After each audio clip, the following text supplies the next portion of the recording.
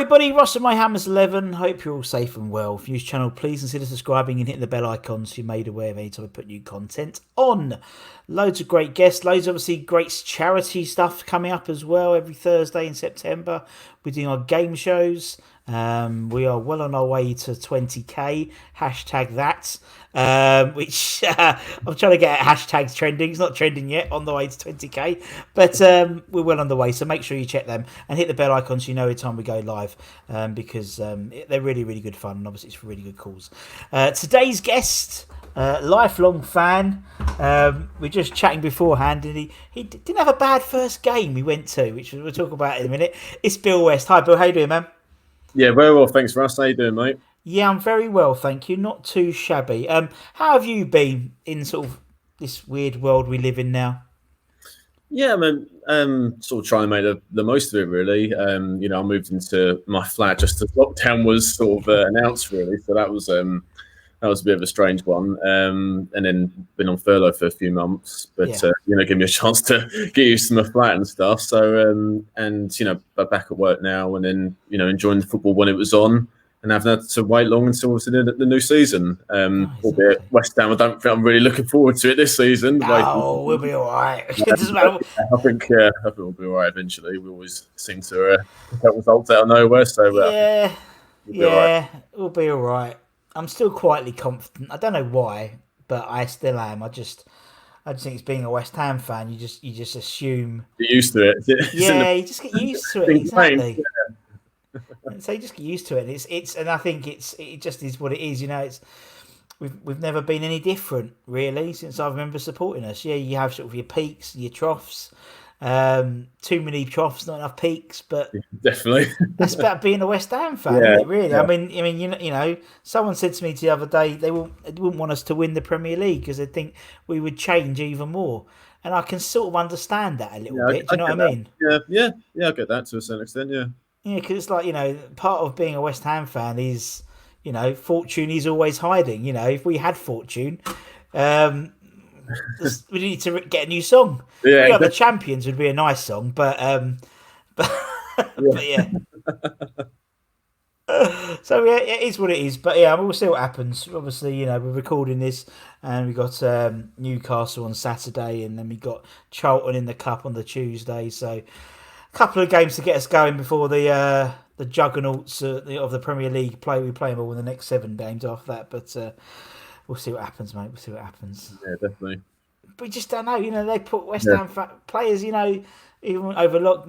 Since restart, they just pull games out of the hat. Like the Chelsea game and Norwich away. We've never beaten Norwich away, and put 4 past them. It's just such a West Ham thing, we just don't know what's going to happen. But I just hope we get our bad form out of the way in pre-season, because Avram Grant, when he took over in 2010, we had an unbeaten pre-season, and we finished bottom of the league. So it's not it's not the be all and end all pre-season, but obviously the Bournemouth game, especially defensively, we looked so out of sorts, and I just obviously hope we get it right. And it's horses for courses, isn't it? So obviously came out of those 2 games, that Tuesday, double Tuesday, 2 for Tuesday games, and everyone's like, "Oh, brilliant! That's it. We're fine." Pre-season, we're looking well, and then the Bournemouth game we lose. It's not about pre-season though. It's not about the pre-season form. It's like 90 minutes beforehand, we were like, "That's it. We're all sorted. 9 goals."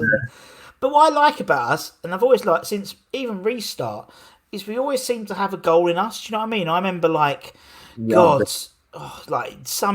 Allardyce, a couple of times in Allardyce eras and Slav eras. Sometimes we just didn't like scoring, but we've always seemed to have a goal in us at the moment, which is really nice. Might be conceding the other end, but as long as we're scoring them, it's at least we've got a chance of getting something in a game rather than sort of punting it upfield or whatever and trying to scrabble a goal. I think it's. I'm still quietly confident. Although Newcastle have just signed Wilson, and so he's bound to score against us on Saturday. He's already bantering us already. He was, really. I saw the interview as well. Yeah. And they're going to confirm Ryan Fraser tomorrow as well, I think. So, yeah that'd be fun. I should have been all over that like a rash, shouldn't we, really? But hey-ho, we move on. Bill, why are you a West Ham fan? I can see the shirt, but why are you a West Ham fan? Well, to be honest, mate, it was quite an easy decision. My dad was born in Stratford, grew up in Glasgow. Mum was, born in Stepney, and eventually lived in Bethnal Green. So it was quite an easy decision. I was born in Whitechapel, so not far from obviously West Ham. So it was quite easy decision. And my granddads were, both West Ham fans as well. So and we went to a lot of games like in the sort of 60s and so on. So it was quite an easy decision. And when I moved out to Essex, like a lot of people in the early 90s, I've just watched on TV a lot. And the first ever professional game I went to was the famous Bradford City game, 5-4 in 2000. And from that point, it was quite an easy decision, really. Yeah, yeah. I suppose you just had like that. I always thought that game as being a microcosm of that era.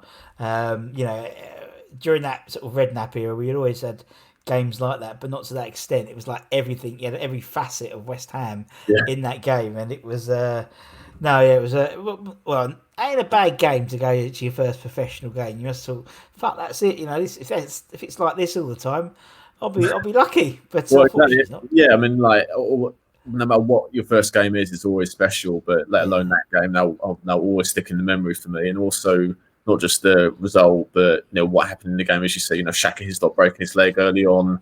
Winning from 4-2 down. My mum and dad and my brother all sitting next to each other. And there was at one stage where it was like a deflected cross where we're sitting in Bobbing more low and like fairly near the goal, and the ball ended up in my mum's lap. All little things like that. Di Canio and Frank Lampard arguing over who's going to take the penalty. Di Canio wanted to be subbed, and as I say, being 4-2 down, and we win 5-4, 5 minutes from the end. So just a crazy game, and it went from there. And I bet my dad to be a season ticket holder for the following season, and he obliged. Yeah, well, I suppose, yeah. I mean, it wasn't a bad time to get on board, really, was it? Because, I mean, that whole era was just, I mean, it's always, I mean, I've always seen it as the most exciting era for me, just because it was like a soap opera. Every game was like a soap opera. You had like, I mean, the Canio, you had, you had these young sort of English stars coming through. You had an influx of foreign random talent. You had like the old heads, like your Monkses were still around, and Ruddocks like that as well, and Ian Wright and people like that, and it was just a great time. Really, you'd go to a game really excited because you just didn't know what was going to happen. Yeah, that's what it was. Predictably unpredictable, and yes, it was a good watch. And as we've touched on earlier, we were always going to just try and outscore the opposition rather than rely on clean sheets and stuff. West Ham have never been that side ever. Maybe a little bit under Sam Allardyce, but apart from that, we've always been defensively not great. Let's see if we can outscore the opposition a lot of times. So I'd much rather have that philosophy rather than just holding on for 1-0 wins, trying to nick a goal from a corner or something. Yeah. I mean, I remember. I was chatting to Nigel Khan, and he just said, "Look, we talking about, we talking about these sort of 5-4s. I think we actually were talking about the Bradford game." And he said, but it's fun, isn't it? Goals are fun, and you want to be entertained. If you win 3-2, that's better than winning 1-0 because you've just seen a lot more entertainment. And I totally agree with him. Yeah, definitely. I'm the same. If you're paying season ticket money, you're paying match prices, you want to be entertained. You want to see goals. You want to cheer, not just grind out wins. It's good every now and then, but a whole season's worth, it's not particularly exciting for you to go to a game, is it? No, it's not exactly. I just think it was we've had we had Trevor on the other day, and we was talking to Trevor Sinclair about the game and about that era, and I mean some of the stories. It's like compared to nowadays. You hear. We recording this on Monday and obviously Monday night, and obviously all the story with Foden and what's his name, Greenwood, getting done. It's like some of the stories Trev was telling us. It's like this is child's play compared to what they were doing. It's absolutely mental, but it is what it is. But it's just that whole era, and even before that, we've had people like Ian Bishop and people like that on here, and they've told stories about the drinking culture and they'd go out and get pissed and then train, and it was just normal. And nowadays, I know it sort of beats COVID restrictions. But in sort of hindsight, it's a couple of young lads trying to get a couple of birds back to their hotel. Basically, that's what they're trying to do. Yeah, I mean, there's a lot worse stories Trevor Sinclair and Ian Bishop told, and Monks. Yeah, So you think of the amount of players that just wouldn't have a career now if yeah, if they played now. You look, obviously the players you've mentioned, and you think of Frank McAvenny, and even other teams like Arsenal, they're the famous Tuesday club, Paul Merson. He certainly wouldn't have a career now with all the what he got up to. So yeah, I think it just reflected that era, and then now it's obviously more professional, more fitness based. Sports science era, which totally is good in a way, but it takes a little bit, takes away the character of some people. Definitely, I totally agree, and also it just takes away the romance of being a football player, and I mean, you sort of started going to when sort of the early 2000s, and that was still an era where footballers weren't untouchable. Do you know what I mean? They're almost like untouchable now. They all have, and I've said it before. They always have these penthouse apartments in Canary Wharf, and and it's like you don't see them popping out to the co-op for a pint of milk. But you used to see Shaka. I used to serve Shaka at Safeways in Loughton. You know what I mean? It's like, and Samasi Abu, and I bumped into Paul Kitson buying pick a mix in Woolworths, and stuff like that. And you can just still got these stories which you tell, and it's like I don't believe I'm going to ever be able to tell a story of me walking into a Burger King and Sebastian Haller's ordering a Whopper. Do you know what I mean? In front of me, it's changed, and it's so, and that really sort of depresses me. And I think that's why we as fans don't connect with players as much as we used to. Someone like I don't know, Xhaka, for example. Xhaka's a good example. He was at the club for 2 spells. I think it's probably 6 years, something like that, 5-6 years. Really, really, really, fans loved him. He got on well, and 2 spells, obviously. Look at another player, maybe someone like even like Cresswell. He's been around for 6 or 7 years, and I've got the same affection for Aaron Cresswell as I had for Xhaka Hislop. And it's horses for courses, but you know what? And I think that's why there's always a disconnect between players, because they don't hang around as much. If you get 2 years out of 3 years out of a player, you've done well. Nowadays, it's a shame, because I just think, and the thing is, anyone who does show any character, they get ousted for being an arrogant prick, basically. So like Jack Grealish, for example. Jack Grealish is confident. He's a cocky lad, but he's confident, and because of that, he gets highlighted. Do you know what I mean? Yeah, he dives and stuff, but it's like, you know what I mean? It's like no one has any personality.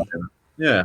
Well, I think what you raised a really good point, Russ. I think just about modern day football is just obviously a lot of the top players have entourages like film stars, so you can't even physically touch these people, and the money they've earned is obviously a lot more than the average person back when I first started watching football. But now it's gone to an even higher level where it's absolutely ridiculous now, where like even average players are earning 50 grand a week. I mean, that was for what the top players earn when up like around 2000, that kind of era.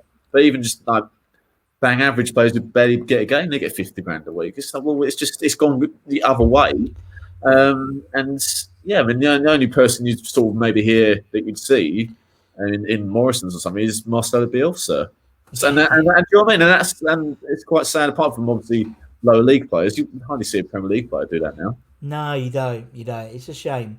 But I mean, as you said, it's modern football in general. I mean, you look at the difference. I mean, between so like at the old girl at the bowling, you could get your shirt or your program autograph. You put your hands for the railing. Lucas Neal will come and sign it, or whoever. Nowadays, same as every modern football ground, the players come in via coaches now, so there's no opportunity really to do that. And I just think it's a real. There's no opportunity now because you can't get within 2 weeks, unless you're in the red zone. I'm only in amber when I go to a game, so I haven't got a fucking chance of getting anywhere near one. But it's a shame. It's a shame. But then I suppose it changes, doesn't it? So where you used to be really excited to get an autograph when you was in the early 2000s, for example. Nowadays, if you get a follow from that person, from your favourite footballer on Twitter, or a retweet or a like, that's the alternative. That's the sort of the modern day, isn't it? Yeah, definitely. Or a selfie or something. Yeah. Yeah, you don't get because I mean Yeah. selfies are just so like blasé now. But if you got, I don't know, it's when I think when Bish, for example, when Bish likes my tweet or whatever, I'm like, oh my god, I'm so excited, and it's like bless him, he doesn't Yeah. realise the impact he made. But it's the same with everyone, and it's really the world's just a different time now, and it's I've got to start getting off my soapbox and start living in the real world. But yeah, it is a shame, and doing these type of shows, this sort of channel, you do because obviously people tell more and more stories, and they tend to be stories of the older players, and you're thinking, oh, it's a bygone age now. It's and even me, I'm relatively new myself and me. 2000, I was the early 90s. There's people who have been going since the 60s, and they talk about being served by Bobby Moore in his sports shop across the road from the ground. And it's like this is ridiculous. But Going in Frank Lampard Senior's nightclub and stuff like that. Yeah, or he had a tailor's as well, I think, and they all had stalls at Queen's Market, and Redknapp and Lampard and stuff like that. And John Charles had a fruit stall, and all these great stories. But it's a shame, but it's just modern life now, as you said. It's just they're uber professional now. They're on another level than they were. They're more like rock stars now than anything else now. Oh yeah, 100%. But anyway, let's move on and talk about this 11 because I know. From a fact, Bill, that you spent a lot of time on this. There's been a lot of heartache and tears and sweat has gone into this 11. And I believe you got a twist in terms of a type of theme you've applied to your 11. Yeah, I mean, it's similar to what some of your other guests have had, but for me, I've picked the best 11 that I've seen live. So, the first game, as I said, was 2000. I'm a season ticket holder at the moment, so I've seen a number of good players over the past 20 years. Some number of bad players as well. If I was doing a worst 11, I'm sure I've have a field day with that. But I'm picking the best players I've physically seen. Yeah. Oh, cool, nice. All right, let's start off in goal then, Bill. Who's between the sticks for the West 11? Well, there was a number of candidates, mate. I mean, I could have gone for Lucas Fabianski, our current goalkeeper. Goalkeeper our first or Shaq Hislop, as we've mentioned. David James. UC Ascalon, I think, was pretty underrated. I think he was, under Big Sam, but very untidy though, wasn't he? He was very untidy. With his shirt, and he was skinny, and that's the only thing I loved him as a keeper, but he was untidy. That was all. So carry on, Bill. Sorry. But I've gone for Robert Green. So I think for me, it's a shame that most fans seem to remember Robert Green for. The error against America in 2010 World Cup and, not playing for Chelsea and all that kind of stuff. But what a phenomenal goalkeeper he was for us. Didn't cost a lot of money from Norwich, but some of the saves he made was unbelievable. And just the real calmness in goal, which we haven't had since Fabianski come, really. Maybe a little bit of UC, but I think certainly since Fabianski come, we haven't had a really solid number one. But I think great escape 06-07 season in Carlos Tevez rightly gets the plaudits, but there's other players like Bobby Zamora and Green himself really helped us. I mean, that unbelievable performance against Arsenal away where we won 1-0 has got to be up there, one of the best West Ham goalkeeping performances, along with obviously before I started watching West Ham, but Ludo McCloskey against Man United in '95 was it? So that's got to be right up there. So I think shot stopping was great, catching. Kicking was decent. So, I think really good goalkeeper with Robert Green. So, but I think Fabianski was really, really close, actually. If Fabianski plays like he did in his first season for another couple of seasons, I think he'd probably be up there and replace Green, but made a couple of mistakes last season. So, but if he could get up to that standard as he did in his first season, I think Fabianski would probably be the best I've seen. Yeah, no, I agree. And it's a good point what you said.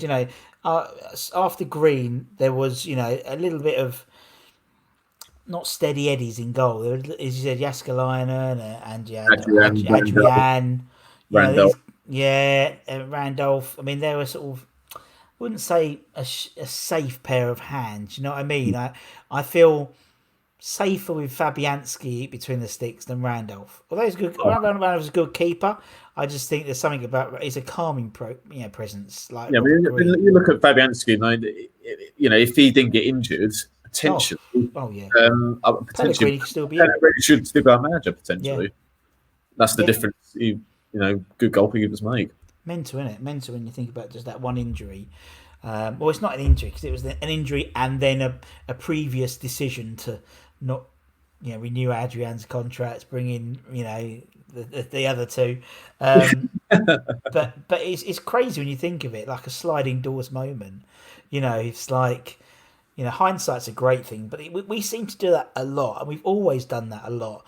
We'll make a decision and it'll come back to bite us in the bum. So it's always like, I remember when we sold Tompkins, and then we had like 2 or 3 centre back injuries where Tompkins would have played and probably played for most of the season. It's always the way with West Ham. So it never just goes right for us. Maybe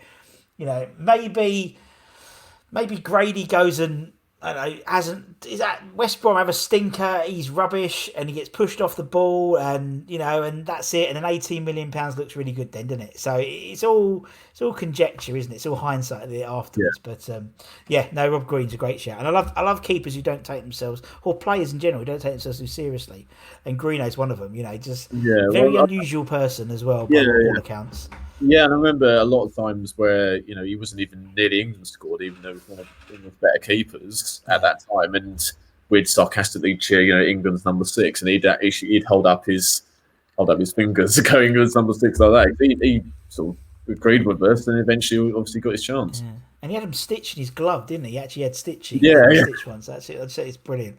Right, okay, Green's in. You go for the team as you want to, Bill.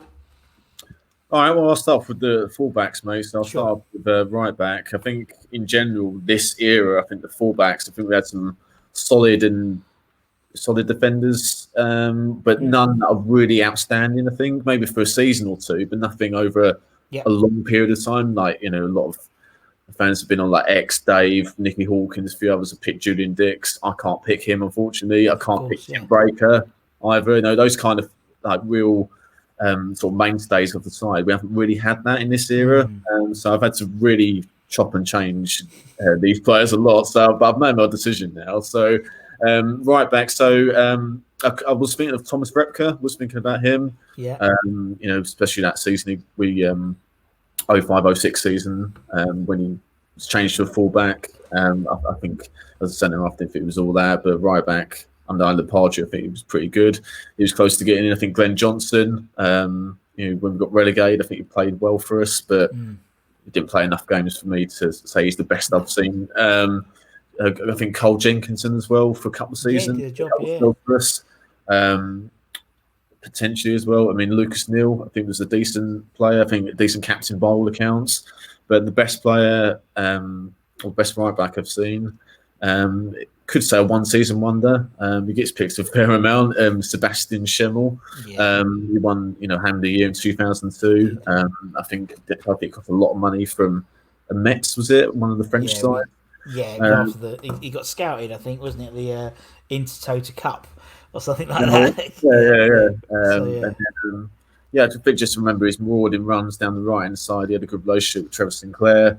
And I think, just thought he was this sort of all-action, sort of seemed more of a complete right-back, really, which, I'd love to have someone like that now. Obviously, the season afterwards didn't play very well, like a lot of players, hence why we got relegated. But I think just in terms of the best season, like in terms of a right-back, he's been by far the best I've seen. Oh, definitely.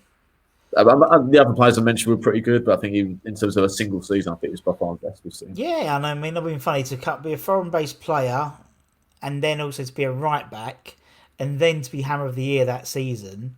Yeah. That just shows you. And you're right. I think it sort of coincided. I think he cut his hair, didn't he? I think he cut his hair in the summer because he had the headband. And I think in the summer he cut his hair, and a bit like Samson, just lost all of his footballing ability. He just was a completely different player. And then he sort of fucked off to Portsmouth, I think, didn't he, with Harry? Yeah, especially that season as well, where we finished 7th, and then we had a number of players who scored goals and stuff. But our right back gets the Hammer of the Year, and we finished 7th. So I think that goes to show how brilliant he was that season. Yeah, totally agree. Right, Seb's in, and now he owns a West Ham bar, doesn't he, in Luxembourg? It's called Upton Park. Yeah, it's called Upton Park, and I will go one day. Right, okay. Let's go the other side. Go left back then. Who've got left back then? Yeah, but similar thing, mate. I mean, we've had some good right backs who've played well for a season or two. I mean, Nigel Winterburn, I considered. I thought he was well past his best, but I think he was still a good defender for us. Paul Konchesky, again, like 05-06 season, that his relationship with Matty Etherington, obviously scored in the cup final in 2006. I think if Aaron Cresswell played the last couple of seasons, how he started for West Ham, I think he'd probably be the best I've seen. But ever since we moved to London Stadium, he just hasn't been the same player after his injury, so I can't pick him. Who else? George McCartney, very underrated player, a couple of spells for us, but he was the left back in my first full season as a Centre Goldie, won Hammer in 2001. It's Stuart Pearce. I think, again, a bit like Winterburn, who's a bit past his best, but still, very good player, very determined, good tackler, scored against Tottenham in the quarterfinals of the FA Cup. It was absolutely chucking it down. We lost, unfortunately, but we didn't have a particularly great season that year. I think it was Redknapp's last season, wasn't it? And then I think we only finished 15th or something like that, 14th, 15th.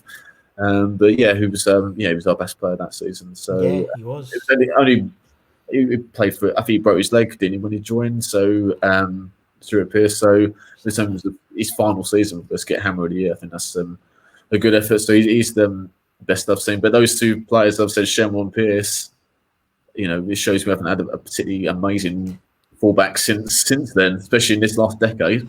Yeah, no, it's true. It is true, unfortunately. But I mean, what I liked about Piercy was and it was probably that sort of. We wouldn't be able to do it now, and I think Zabaleta proves it. Really, you could not get away with, but you could put a 37-year-old in, a 36-year-old at left back, in sort of that era, because he never got sort of beaten for pace. There wasn't that really sort of. Now the pace of the Premier League is so rapid that someone like Zabaleta just got found out last year, didn't he? And even Cresswell, who's he's got found out. So it just shows how quick the game's got. It gets quicker every season. Yeah, it's mental, and it's so much so that's obviously they decided to put when we played Liverpool, wasn't it? They put Ngakia in to make his debut against Liverpool, but it's just the nature of the game now that the fullbacks are in essence auxiliary wingers. Really, it's and they have to have the pace of a winger to keep up. Well, if you look at like Frederick, it's not being harsh or anything, but if he didn't have any pace, I don't think he'd be anywhere near the Premier League. No, totally. Shows obviously how speed, how important it is. Yeah, no, I totally agree. Right, Psycho is in. Obviously, Psycho Mark II, so the original Psycho is David Cross, as I keep getting told. Right, okay, centre-half, centre-back. So we're going to have, Bill? Well, I had a lot of options for this. I mean, we've had some fantastic centre-backs over the years. So the first one that's so obvious, this one, shame I couldn't see him a bit longer live. I did for Leeds and Man United, but Rio Ferdinand, I think, everyone raves about him, and rightly so. Just made defending look so easy. He was comfortable with the ball. His positional play, his tackling, heading. Like I mentioned about Rob Green, that real calmness at the back. And it's not a surprise the career he had, as I say, with Leeds and Man United and England as well. So, as I say, it's just a shame. We sold him probably season too early. But 18 million at that time was a lot of money. So, I think, just it's a shame we couldn't see him a bit longer than West Hamshire. But absolutely fantastic player. Yeah, I totally agree. You're right. I mean, it's that era, wasn't it, where I think we sold players a season too early. And it's like, Rio a season too early. Joe, I think we sold too early. Glenn, we sold too early. Maybe not Lampard. Obviously, Carrick. If we could get one more season. I mean, he gave us one extra season, so he said that he'd stay in the Championship for one season. Unfortunately, we didn't go up, but it was our own fault. But he just had. You're right. We did tend to try to sell. In hindsight, with current issues at the moment. Look how much we sold Joe Cole for. Oh yeah, definitely. Yeah. Well, and Glenn Johnson. Yeah, £6 million each. Something like that. Yeah, you can mention every player we sold in 2003. Do you know what I mean? Exactly. Do you know what I mean? So you look at things and you go, £18 million ain't so bad. When you think about it in hindsight, that's my view. That's my view, but it is what it is. Okay, Rio's in. Who's Rio going to partner in the centre back positions? Well, this is really difficult. Again, we've had some really good centre backs over the last sort of 20 years. I mean, you think of his brother Anton Ferdinand. I think when we got promoted, I think his partnership with Elliot Ward was really crucial. Yeah, and then when our first season back, him and Danny Gabardon again, who I would have considered. I think they both put on a good partnership. The Ginger Pele, James Collins. If I was picking the most popular 11 that fans, so he'd definitely be in without a shadow of a doubt. 2 spells with us was great, some great service to us. Winston Reid as well. It's just such a shame about Winston Reid, about the injuries, but obviously scored the last goal at Upton Park, and he was linked with Arsenal for a bit of time. He was one of the better centre backs in the Premier League for a couple of seasons. But I've actually gone for a left footer. Russ, something that actually doesn't get mentioned that much by West Ham fans, even though he was, England international. I've gone for Matt Upson. So I think when he signed for us, unfortunately he was injured. But that 07-08 season, I think him and Anton Ferdinand were, struck up a really good partnership, and he scored that famous winner against Man United when we were 2-1 down. Him and Anton both scored. Upson getting the winner when we beat that unbelievable Man United team that won the Premier League and the Champions League in 2008. So I think it goes a bit under the radar a little bit. Matt Upson, in terms of his heading and his general ability and positional centre defending. Yeah, I think he's probably the best I've seen alongside Rio, but the other ones easily could have got in. I think Matty Upson just is slightly better, I'd say. Yeah, it's interesting how people take different perspectives of different players, isn't it? I think Upson was one of those players who, when he was on his game, he was brilliant, wasn't he? And then when he wasn't, he was awful. Like most players, to be honest. But he never just got a good rub of the green, I don't think. And also, because he, I just think also, it was always, and I think people don't necessarily, people see people's career at the end, they don't necessarily see it throughout. And I think you're right, that 07-08 season, he was really good for us. And then obviously, then he wasn't so good. And Scott was, everyone thought Parker was the captain, it was Matthew Upson was the captain. And I just think he just shrunk a little bit into the background. But, when he was on these games, he was brilliant. He was a good defender. I was quite lucky because I didn't really watch a lot of the relegation season under Avram Grant live. I went to the odd game, so I didn't really see Upson and a few other players. But Gabardon went down after his injuries, and say Winston Reid. So I'm only basing it on a couple of seasons for these players. It just shows obviously how inconsistent we've been over the past 20 years. Very true. All right, I've put Matthew Upson in. Let's go into midfield then. You go through the midfield as you want to, Bill. All right, I'll go from the right as before. So, right midfield, I think, Yossi Ben-Youn was very close to going in the team. Again, mentioned the 05-06 season, he was fantastic for us. Craig scored a number of goals, assists, etc.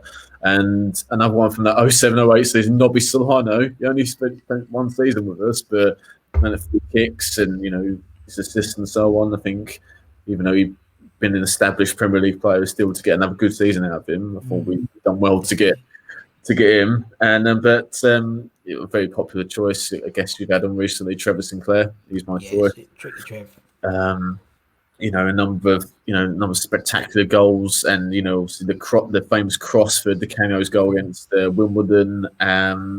Just really gave us all for the club, even though he's born and raised in the north. He felt like an East Londoner, even though he isn't. But do you know what I mean? He just played for the badge and tried his hardest, and was a good player. He played for England, obviously in 2002 World Cup, and even I went to the West Ham away pre-match event where he was a guest the other season, and he even admitted that he wasn't at his best when we got relegated. But even so, he scored that 8 league goals, which was the most he scored in a season for West Ham. So even if he said it wasn't his best season, he still contributed, and he was one of the reasons why we in the end nearly stayed up. I think he was just a really good player. Yeah, no, I agree. And the ironic thing is, when he signed for us, he scored 7 in 14. So, that's why he always thinks afterwards, because he had such a prolific. He scored 2 in his debut as well. But no, I know what you mean about Trev. about not being from around here, but played for the badge, and he clearly loved his time at West Ham. When he talks about it, obviously extremely honoured, to have interviewed him recently, he's just loved his time there. He said technically he thought he played better when he was at QPR, but he enjoyed his football the most at West Ham, and you got a sense of that. We resurrected his career really, and again we talk about players going cheap. We bought him for £2.7 million in combined, 2.3 for cash plus Dowie and Keith Rowland. Not a bad deal, So it's like I think we got the better of that deal. I think we stuffed QPR that one, but great man and just loves the club. And as you said, he just gave his all, didn't he? I mean, he played right wing back, left wing, right wing, and up front for West Ham, and every position he'd give his all. And that's what I mean. Good players can just do that. Good players can play wherever they're put.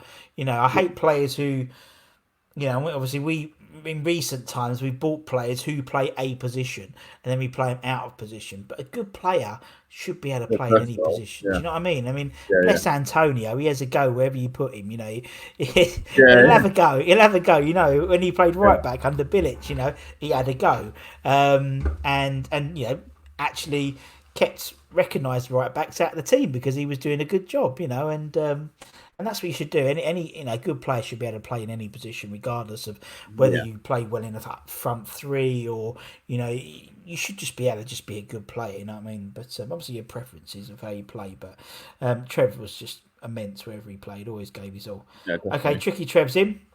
Let's go the other wing. We've got the other wing then, Bill. Well, this was such an easy decision. This was so Dimitri Payet.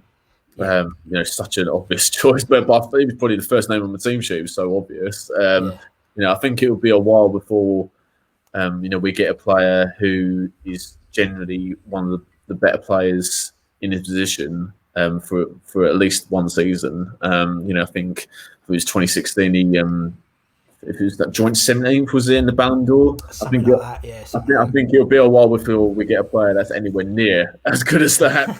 Obviously the last season at Upton Park was just absolutely sensational. Like, it was, the goals he scored, the assists, his dribbling, taking on players, just absolutely unbelievable, technically incredible as well. And the thing about what makes good players from great players is how they make other players play better. You look at Mark Noble played brilliantly that season. Manuel Lanzini, Sacco scored a lot of goals. So, it's not just him himself. The effect he had on the team as well was absolutely immense. And obviously, we finished seventh that season, an unbelievable season. And it's such a shame how it ended with him, because if he stayed for the second season, if he left in the summer and spent 2 full seasons, he'd probably be lauded, talked about to this day. But there's always that little asterisk against him, a bit like Marko Arnautovic as well. Yeah, you're right. And it's like, but I mean, obviously after the Euros, there was always talk of, wasn't it, like, Real Madrid wanting to come in for him, and if we'd sold him then for 50 million or whatever, he would have still been revered as this sort of legend. Yeah. But because another 3-4 months down the line, and it went a bit sour, he tainted his record. But say that, he's still like one of the most picked players, despite the fact that everyone goes, "Oh, people are going to hate me," but I'm going to pick Payet. Yeah, everybody picks him. He's like not pick it, unless obviously like players. If someone's in the 80s, like Alan Devonshire, obviously I can't. But like in terms, actually not pick him based on the ability alone. Exactly. It's crazy. But and even at London Stadium, he wasn't at top form, but still we relied on him so much. If he didn't do anything, we wouldn't score a goal. Yeah. I mean, he scored that goal against Middlesbrough from the halfway line, where he dribbled past essentially the old team. That's got to be one of the best goals I've seen live. It's absolutely incredible. So it's a shame how it ended up with him, but just what a player. Yeah, and we wouldn't have had that season if it wasn't that season at the Bowling, if it wasn't for him. If we didn't have him, could you imagine? We would have probably ended up about 13th, 14th, I reckon. Oh yeah, definitely. And so he gave us that, if anything. But right, let's move into central midfield then. Bill, who we got? Yeah, I mean, a number of players could have picked for this. Any combination of these players, I would have been happy with. Our current players. Declan Rice easily could have gone in. Yeah. Mark Noble, Scotty Parker, even Steve Lomas. So early on in the early 2000s, but the first name I've gone for is Michael Carrick. Yep. I think his range of passes is absolutely unreal. Right foot. And equally as proficient with his left foot, just control games for us. His positional players, the sort of the more deep line playmaker was really good as well. And you obviously saw the career he had at Spurs and Man United, and even so, he goes really under the radar. It's crazy. Yeah. And even for the national team, I think he only played one knockout game for England in the Euros and World Cup. Absolutely, he'd walk into our team now. It's ridiculous. So and he scored one of my favourite goals early on was against Chelsea under the lights when we beat them 2-1 in 2001, 2002. And as we mentioned, he stayed when we got relegated, and I think he was in the PFA like first division or championship team of the year as well. So he still had to, didn't just go through the motions. He played really well for that season. And as you say, if we would have got promoted, beat Palace, I think you could have stayed with us for another season or two. But I think he's such a good player. And you're right, he's one of those players he does get sort of thrown out in the wash a little bit. Particularly, I mean, he just seemed. But in every team he's gone to and left, they've never been able to replace him. So arguably, we've never been able to replace him. Neither have Tottenham, neither Man United, and that shows you what a good player he is, because you don't know what you've got until it's gone, and that's so true of Michael Carrick. Yeah, he made football, as I mentioned about Rio, he just made the game of football look so easy. Yeah, I know what you mean.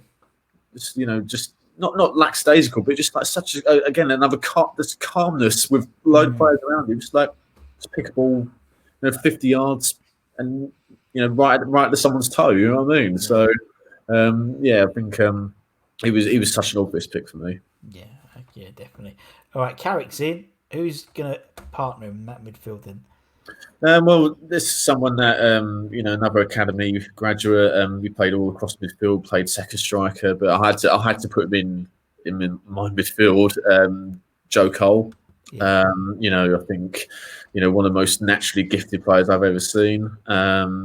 Just got you one of the rare players you could say where when you got the ball, you didn't know what was going to happen. It was just got you on the edge of your seat. Play. It was a bit like FIFA Street, that kind of thing. Just full of tricks, and I think that sort of went away when he joined Chelsea. But his end product possibly was better. So you could say it worked out for him, albeit his flair went a little bit. But his passing, his goals he scored, his trickery. And I said the sheer excitement when he got the ball, when he cared passionately about the club, was captain when we were relegated, and it was good that he come back for a second spell as well. Just a shame that obviously we got relegated, and if he never played for the club again, but he come back, obviously not as good, but still put in some steady performances. So I think, I think he had to go in the team, even though he's not a natural centre midfielder. I had to put him in. Yeah, but I think with Joe, I think you're right. It's great how he bookended his career up with us, I think, because I think, by his own admission, he had unfinished business when and he wanted to come back, and, his family are massive fans, and he was just, you could see what it meant to him going back to West Ham, and what it meant to us as fans as well, because, we saw this little boy grow. I mean, people knew about him since he was like 12, at West Ham, it's mental. Amount of pressure on his shoulders, and then to sort of go away and have this fantastic career and then come back and sort of finish it at Upton Park was special, and I think everyone respects him for doing that, because it's 100%. Yeah, it was a lovely bloke. Right, okay, strikers then, Bill. Who we got? Well, I'll go first off with my favourite player, and he gets picked a heck of a lot, and rightly so, Paolo Di Canio. Yeah. What can you say about the man? I mean, obviously being an Italian, a foreign player, but just got West Ham immediately. Obviously real fans' favourite, cult hero, everything, all of the above. Not just the goals he scored and But his trickery, his dribbling, he did that chop, didn't he? Which no one could really. Depending on what was coming. There's still, it wasn't blessed with pace, but he would just glide past people and leave them a bit like Robbie Keane, would just leave them dead, even though we're not the quickest players. Just obviously real passion for football and for West Ham as well, and. Again, one of those players where you just didn't know what was going to happen, and he was worth like the entrance fee, worth you seen ticket money. He was worth it just to watch him. Yeah, definitely. He was. It was just box office, wasn't he? He really, really was. And he was just, I mean, you were just excited, weren't you? Same as like Payet. Every time Payet had the ball, you would have this sense of excitement. Every time Di Canio had the ball, you had this sense of excitement, sort of, and you just didn't know what was going to happen, and I mean, we talk about that Bradford City game, and I was watching it again the other day, and how he sort of sat on the sidelines, and then everyone started chanting the song, and it was almost like he was energized. It's like I'll do it. Frank Lampard over the penalty as well. I'm gonna play. It's like just these energy levels, and it was just such a lovely bloke, and he, he's crazy, and I think all West Ham fans love a bit of crazy in their players. Love a bit of, and that's why I think for me, people ask, best players. And obviously for me, Payet was technically the best player I've ever seen, but Di Canio was the best player because I've got this sort of pie chart in my head where you have like technical ability, passion, unpredictability, and that's what you need to be a perfect player at West Ham. And he had it all. He had it all. Yeah, and in his finishing, for essentially, he wasn't even a number 9. For a number 10, a second striker, his goal scoring record was pretty good. If you're a number 10 now, you're not expected to score a lot of goals. But at the time, I mean, he scored a heck of a lot of goals. Like obviously, Bergkamp being another one as well. So, technically excellent and passionate, as we've said. So, such an obvious pick for a striker, but his partner will be is a lot more difficult. I've ummed and ahed about this for ages. Go on, you got him. So I was thinking of Dean Ashton. Obviously we know the story about his horrific injuries and stuff. But when he did play for us, I mean, he was fantastic for us, and I think he could have led the life for England for a number of years. I mean, to get one cap, it's just such a shame. Obviously, the injuries didn't help him. He was a vital player when we got to the cup final in 2006. Obviously, he scored in the final as well. So I was thinking of him. I was thinking Teddy Sheringham as well. Again, got him towards the back end of his career, but he scored I think 20 goals when we got promoted. Yeah, I think 25, 26, I think it was, to be honest. But in all competitions.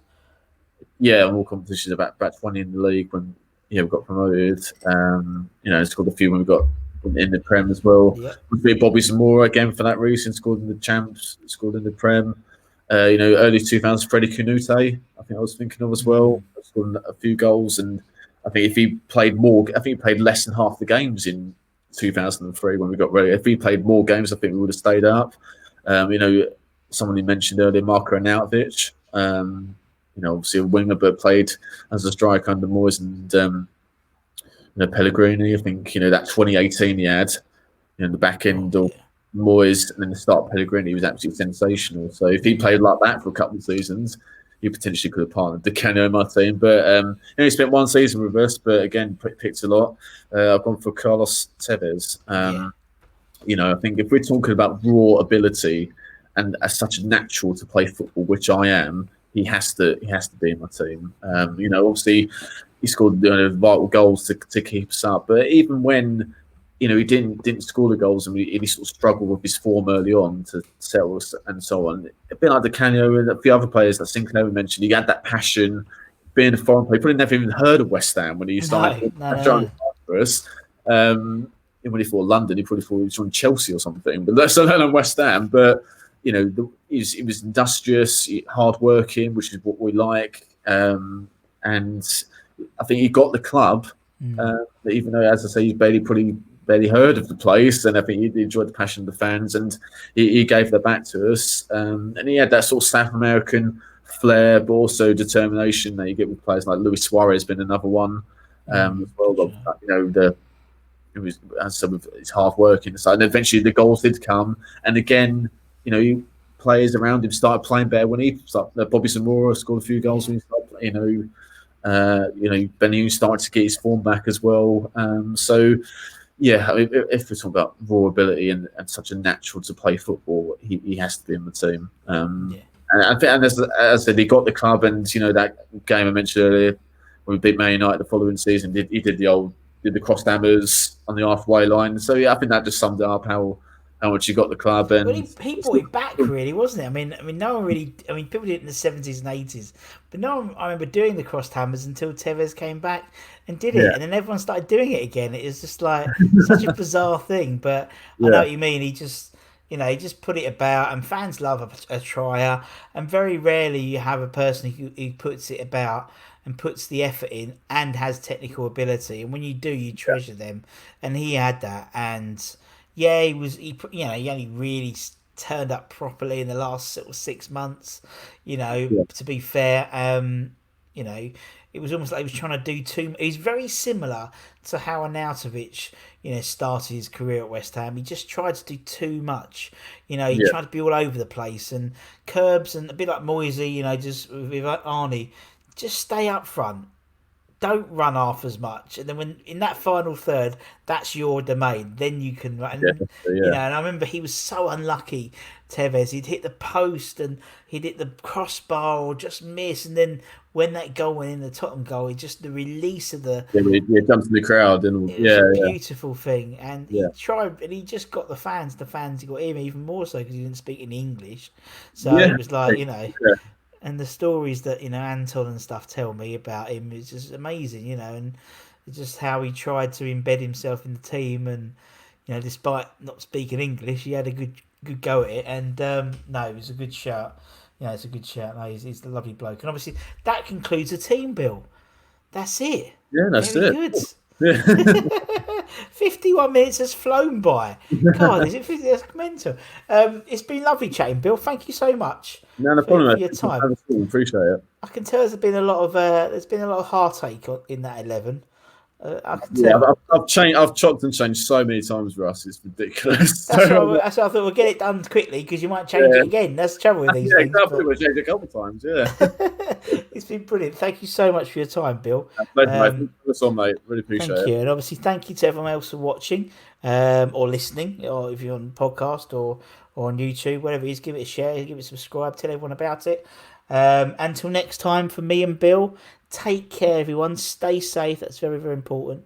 Come on, you irons, and we'll see you again very, very soon. Take care, everyone. Bye-bye.